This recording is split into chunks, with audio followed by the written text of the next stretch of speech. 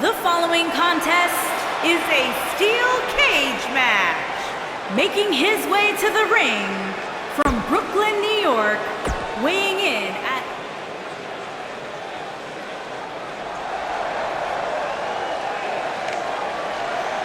and his opponent from New York, weighing in at 220 pounds, Black.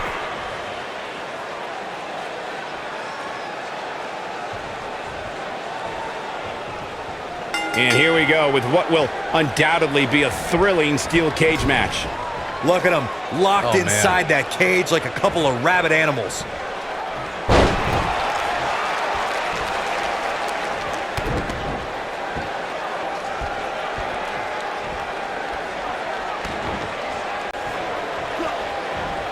Oh, what a snapmare! Ah, perfectly executed. Nailed it.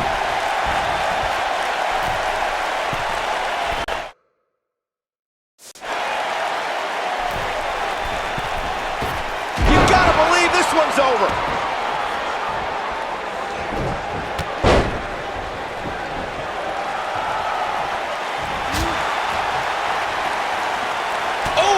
Chin-breaking uppercut.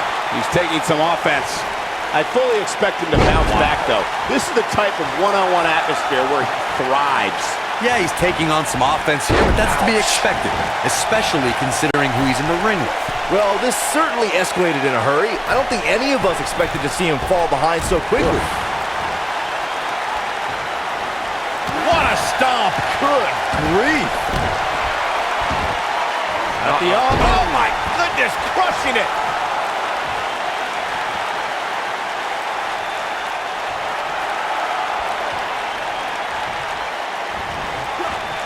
Oof. He's not looking good here. And at this point, how much more does he have to give? He better be careful. If he's not, things can very easily go from bad to worse for him inside that cage. Yeah, I'm sure he saw things going differently for him here tonight, but that clearly isn't the case, unfortunately for him. Ouch. Look at this!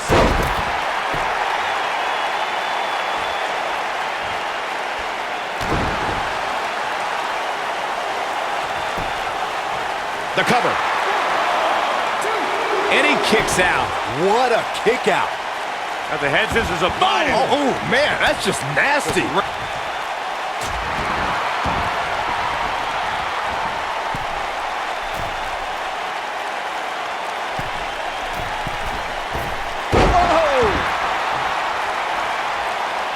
He's not going to like this.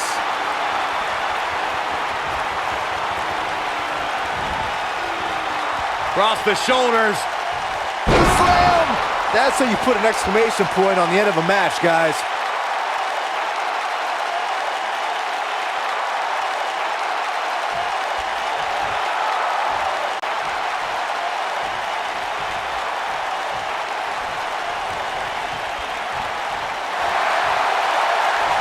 Uh-oh.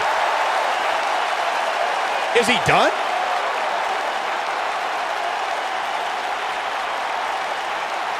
Whoa, he lets him out. What a fool. He had him dead to rights.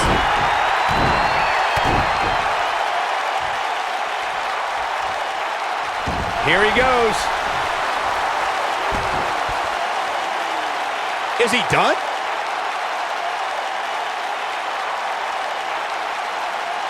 Oh, and he releases the hold. Wow. Part of me thought that was it, Cole. Knee drop. That was nasty. So precise. Oh, boy, he is rolling. Uh-oh. Is he done?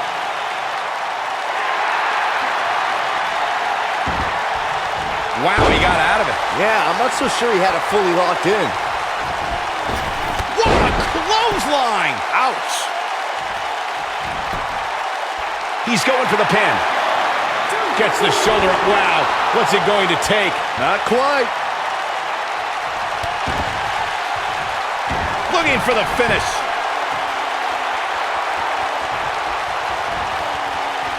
Across the shoulders. Slam with authority. That's what he was looking for, Michael.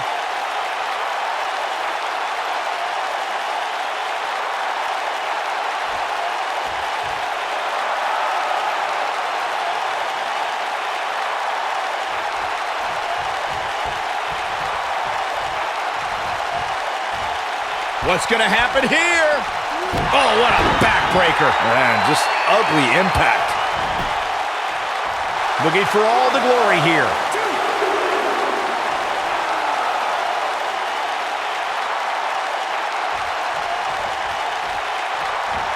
Oh, man, what a leg drop. On the mark.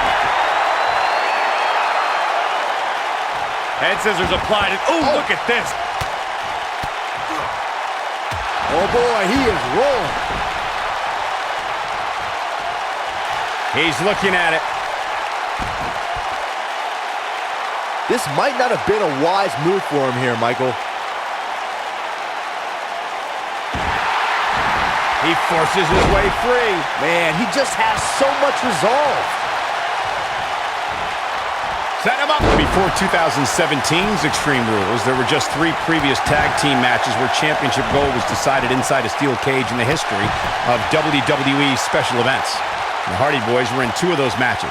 At Extreme Rules, in order to win the match, both members of a team had to exit the cage and have both feet on the floor. The Hardys used their famous continuity to gain the early advantage until Cesaro and Sheamus utilized their devastating power to slow the pace of the match down. Both teams battled atop the steel cage, but in the end, Sheamus and Cesaro won the race to the arena floor to become new Raw Tag Team Champions.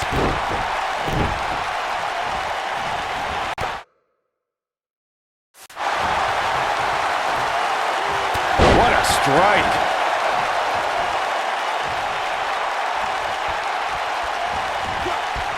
Avoids trouble there.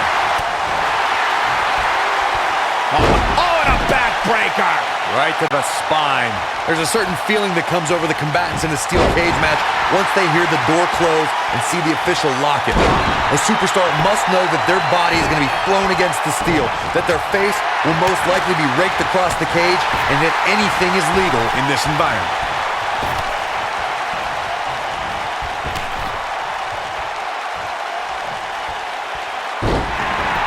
You spoke about this earlier, Corey. It's crucial for a WWE superstar to fully understand the gravity of the situation they're in when they battle inside a 15-foot-high steel cage. An individual must be ready to endure pure brutality and be prepared for the fight of their life. No one leaves a steel cage match without scars. Corey, you said something of value for once, and that anything is legal inside the steel cage. To that point, something else we've seen over the years is interference. Whether it's The Undertaker coming up through the ring or John Cena getting bashed in the head with the cage door from the outside, it's all legal in the cage.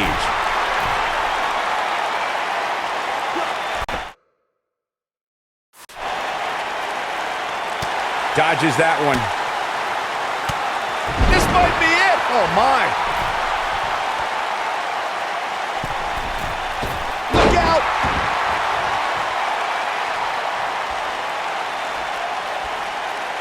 He's calling for it.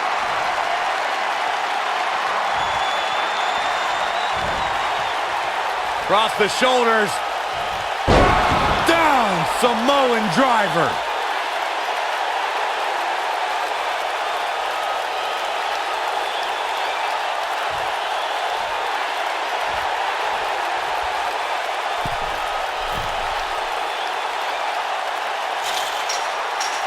The best way to describe combatants clashing inside a steel cage is its battle of attrition.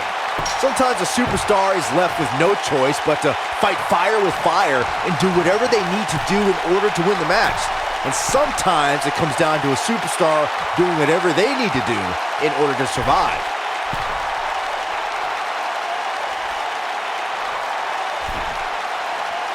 Byron, you touched on this earlier, but it's so important for a superstar to accept that there's nowhere to run and nowhere to hide in a steel cage match. That the conflict will be resolved within the 15-foot-high steel walls that surround the ring. And that losing a cage match can mean much more than a mark in the loss column. For some, it has meant the end of their career. It's difficult to describe the damage that can be done to a superstar who competes in a steel cage match. We see the physical harm, but we don't see the psychological effects from being inside the cage. Make no mistake about it, Michael. The steel cage truly represents survival of the fittest. Oh my goodness, crushing it!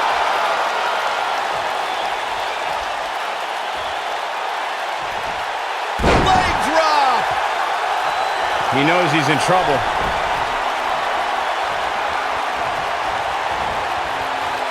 Across the shoulders. What a slam! Impactful. It'll jar your spine.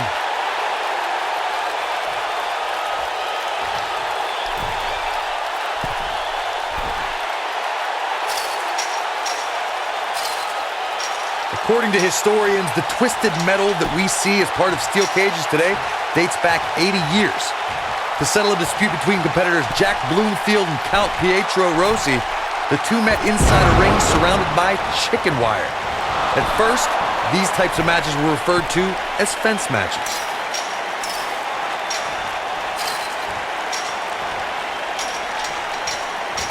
Ooh, what impact. Corey, you gave us an impressive history of the origins of the steel cage match. I'd like to point out to our viewers that from the 1960s to the mid-1980s, chain link fences were used to enclose the ring for WWE steel cage matches. A superstar could win by pinfall, submission, or by exiting the cage through the cage door or climbing over the top of the cage. We should also point out, Michael, that the way to win a steel cage match can vary by match depending on what was agreed to before contracts to compete. Across the shoulders. Down! Samoan driver. That should do it. The rivalry between Ultimate Warrior and Ravishing Rick Rude began during the Super Pose Down at the 1989 Royal Rumble. Then it progressed to where both superstars battled over the Intercontinental Championship. At SummerSlam 90, the rivals met inside a 15-foot-high steel cage for the WWE Championship. Victory could be achieved by pinfall or escape from the cage. Corey, the WWE Championship match between the Ultimate Warrior and Ravishing Rick Rude was the second half of the double main event at 1990 SummerSlam. The rivalry between the Warrior and the Ravishing One was so heated that no one knew what to expect once the two men were able to battle inside a steel cage, which at the time was the most grueling match in all of WWE. The Ultimate Warrior dominated early on with his incredible strength. Rick Rude turned the tables and used the steel surroundings to his advantage. At one point, Rude dove from the top of the cage. Yes! Unreal performance. The WWE Universe has seen the evolution of the steel cage in the enclosure known today as Hell in a Cell.